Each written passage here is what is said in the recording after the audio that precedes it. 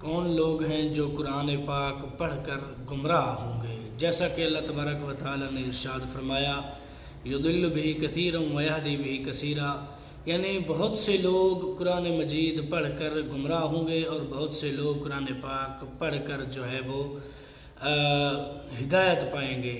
میں آج آپ کو اس کی تفصیل بتانے والا ہوں کہ کون لوگ جو ہے وہ قرآن مجید پڑھ کر گمراہ ہو سکتے ہیں،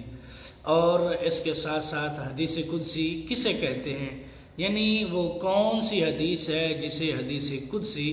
کہا جاتا ہے۔ ان دونوں کی تفصیل آج کی حدیث مبارکہ میں ہم پڑھیں گے، تو بغیر وقت ضائع کیے شروع کرتے ہیں۔ نحمدہ ونصلی ونسلم علی رسولہ الکریم، اما بعد فاعوذ باللہ من الشیطان الرجیم، بسم اللہ الرحمن الرحیم، مولا صلی وسلم دائما ابدا علی حبیبک خیر خلق کلہم۔ حضرت ابن عباس رضی اللہ تعالی عنہما سے مروی ہے، فرماتے ہیں حضور علیہ الصلوۃ والسلام نے فرمایا کہ جس نے قرآن سیکھا پھر اس کی اتباع کی، اللہ نے اسے دنیا میں گمراہی سے بچائے گا اور قیامت کے دن سخت عذاب سے بھی محفوظ رکھے گا۔ ایک روایت میں ہے کہ فرماتے ہیں کہ جو قرآن کی پیروی کرے گا وہ دنیا میں گمراہ اور آخرت میں بدبخت نہ ہوگا، یعنی جو قرآن کی پیروی کرے گا وہ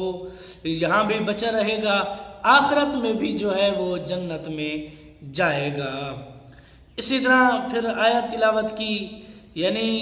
فَمَنِ اتَّبَعَ هُدَايَ فَلَا يُضِلُّ، یعنی یہ والی آیت تلاوت کی، یعنی اتباع کرے اور وہ گمراہ نہ ہو اور نہ بد نصیب، یعنی جو قرآن پاک کی پیروی کرے گا وہ کبھی گمراہ نہ ہوگا۔ اس کی تفصیل میں کچھ یوں ہے کہ یعنی قرآن پاک پڑھنا سیکھا، اسے حفظ کیا، اس کے احکام سیکھے، یا علم تجوید، یہ کلمہ ہر قسم کے قرآنی علم کو شامل ہے۔ کہتے ہیں کہ خیال رہے فقہ، اصول فقہ اور حدیث سیکھنا بھی بالواسطہ قرآن ہی سے سیکھنا ہے، انشاءاللہ اس پر بھی اجر ہے۔ یعنی قرآن مجید پڑھنا، پڑھانا، پھر اسے حفظ کرنا، یہ تو ثواب ہے ہی ہے، اس میں تو کوئی شک ہی نہیں ہے۔ جو قرآن پاک کے علم کو سیکھے اس پر بھی ثواب ہے۔ پھر کہتے ہیں کہ فقہ، اصول فقہ، حدیث سیکھنا بھی قرآن سے ہی سیکھنا ہے، یعنی اس پر بھی جو حدیث فقہ، حدیث یا اصول حدیث، فقہ، اصول فقہ، یہ سب کچھ پڑھے گا، سیکھے گا، اس پر بھی انشاءاللہ اجر و ثواب ہوگا۔ پھر کہتے ہیں کہ یعنی احکام قرآن پر صحیح عمل کیا حدیث اور فقہ کی روشنی میں، لہٰذا اس سے چکڑالوی دلیل نہیں پکڑ سکتے۔ چکڑالوی جو کہ ایک فرقہ ہے اور ایک الگ جماعت ہے، اس کی تفصیل پہلے میں کر چکا ہوں، تقریباً پہلے 2-3 حدیثیں اس کے بارے میں آپ لوگوں کو بیان کر چکا ہوں بڑی تفصیل سے۔ معلوم ہوا کہ علماء دین اور خدام قرآن کی دنیا میں بھی کامیابی ہے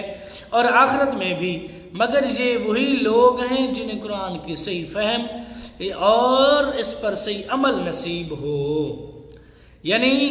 یہ وہ لوگ ہیں جو علماء دین ہیں، جو قرآن پاک کو اچھی طرح سمجھتے ہیں، اچھی طرح جانتے ہیں، اور دنیا میں بھی وہ کامیاب ہیں اور آخرت میں بھی وہ کامیاب ہیں، اور اس پر صحیح عمل بھی نصیب ہو، یعنی دعا بھی ہے ایک ساتھ کی۔ اور چکڑالویوں کی طرح محض عقل سے قرآن سمجھنے والا گمراہ ہوگا۔ وہ بات آ گئی نا جو شروع میں نے کہی، یہ چکڑالوی ہی ہیں جو قرآن پاک پڑھ کر اس کو یعنی سمجھتے نہیں ہیں، ایسے ہی اوپر سے جو ہے پڑھتے ہیں، محض عقل سے قرآن سمجھنے والا، یعنی یہ جو چکڑالوی ہیں صرف اور صرف عقل سے قرآن سمجھتے ہیں اور پھر اس کو پڑھ کر اس سے گمراہ ہو جاتے ہیں۔ جیسا کہ رب تعالیٰ نے فرمایا یضل بہ کثیرا ویہدی بہ کثیرا، اللہ بہتریوں کو یعنی بہت سو کو اس سے گمراہ کرتا ہے اور بہت سو کو ہدایت دیتا ہے۔ جو گمراہ ہوتے ہیں وہ یہ چکڑالوی ہی ہیں، یعنی چکڑالوی قرآن پاک پڑھ کر گمراہ ہوتے ہیں۔ خیال رہے کہ جیسا کہ اس حدیث کی بنا پر ہم سنت رسول سے بے نیاز نہیں ہو سکتے اور فقط قرآن پر کفایت بھی نہیں کر سکتے، یعنی سنت کو ہم چھوڑ بھی نہیں سکتے، صرف سنت سے ہم جو ہے سیکھ ہی نہیں سکتے، یعنی قرآن پر کفایت نہیں کر سکتے، یعنی نہ صرف اور صرف ہم سنت سے سیکھ سکتے ہیں، نہ صرف ہم جو ہے قرآن پاک سے سیکھ سکتے ہیں، یعنی جب ان دونوں کو ملایا جائے تب جا کے انسان کو دین اور اسلام صحیح سمجھ میں آتا ہے۔ ایسے ہی پچھلی ہدایت کی بنا پر جس میں کتاب و سنت کا ذکر ہے، ہم فقہ اور قیاس مجتہدین سے بے نیاز نہیں ہو سکتے، اس سے اہل حدیث حضرات کو عبرت پکڑنی چاہیے، یعنی نہ ہم سنت سے سیکھ سکتے ہیں، نہ ہم قرآن سے سیکھ سکتے ہیں، نہ ہم صرف فقہ سے سیکھ سکتے ہیں، نہ ہم قیاس مجتہدین سے سیکھ سکتے ہیں۔ جب ہم ان سب کو ملاتے ہیں تب جا کے ہمیں دین سمجھ میں آتا ہے۔ اگر ان میں سے کسی ایک پر بھی ہم سمجھوتا کر لیں گے تو ہمیں یہ دین، یہ اسلام پوری طرح سے سمجھ نہیں آئے گا۔ تو کہتے ہیں اس سے اہل حدیث کو عبرت پکڑنی چاہیے، جو اہل حدیث ہیں، جو کہتے ہیں ہم صرف اور صرف حدیث کو ہی مانتے ہیں، حدیث کے علاوہ ہم کسی چیز کو نہیں مانتے، تو انہیں اس بات سے عبرت پکڑنی چاہیے۔ حضرت ابن مسعود رضی اللہ تعالی عنہ سے مروی فرماتے ہیں کہ حضور علیہ الصلوۃ والسلام نے فرمایا، اللہ نے سیدھے راستے کی مثال قائم فرمائی اور اس راستہ کے دو طرفہ دو دیواریں ہیں جن میں کھلے ہوئے دروازے ہیں، دروازوں پر پردے لٹکے ہوئے ہیں، راستہ کے کنارے پر پکارنے والا کہہ رہا ہے کہ راستہ پر سیدھے چلے جاؤ، ٹیڑھے نہ ہونا۔ اس کے اوپر ایک منادی بھی ہے جو پکارتا ہے، جب کوئی بندہ ان میں سے کوئی دروازہ کھولنا چاہتا ہے تو دائی کہتا ہے، یعنی پکارنے والا کہتا ہے، ہائے افسوس اسے نہ کھول، اگر کھولے گا تو اس میں گھس جائے گا۔ پھر اس کی تفسیر یوں فرمائی، یعنی یہ جو مثال دی ہے، مثال دے کر سمجھایا ہے، اس کی تفسیر کچھ یوں ہے، یہ بھی حدیث مبارکہ میں کے الفاظ ہیں، راستہ تو اسلام ہے اور کھلے ہوئے دروازے اللہ کے محرمات ہیں اور لٹکے ہوئے پردے اللہ کی حدیں ہیں،